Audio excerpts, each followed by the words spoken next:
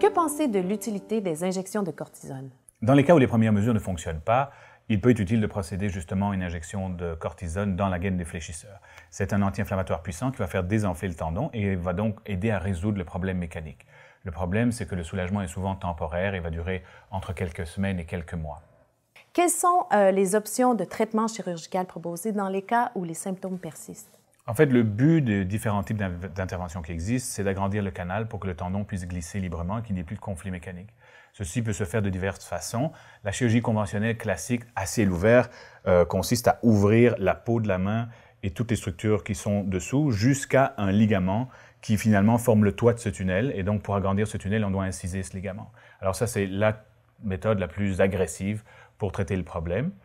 Il y a des alternatives moins invasives qui sont notamment le traitement à l'aiguille percutané, où on va finalement briser le ligament sans ouvrir la peau, mais sans voir les structures, malheureusement.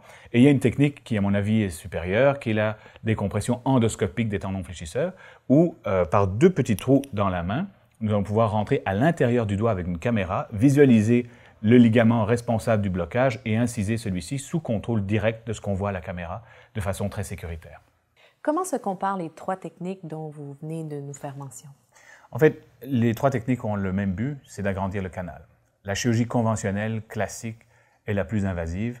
C'est celle qui consiste à ouvrir la peau, le tissu sous-cutané et tout ce qui est situé entre finalement la peau et la cible de la chirurgie, qui est le ligament qui croise le tendon et restreint le calibre du canal.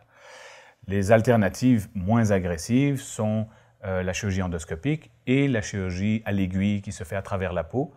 L'inconvénient de la chirurgie à l'aiguille à travers la peau, c'est qu'on ne voit pas les structures et qu'il y a des risques donc d'endommager le tendon qui est juste en dessous du ligament qu'on veut sectionner. L'endoscopie a le grand avantage d'être minimalement invasive, de permettre d'introduire une caméra à l'intérieur du doigt et de visualiser parfaitement le ligament qu'on doit inciser pour agrandir le canal.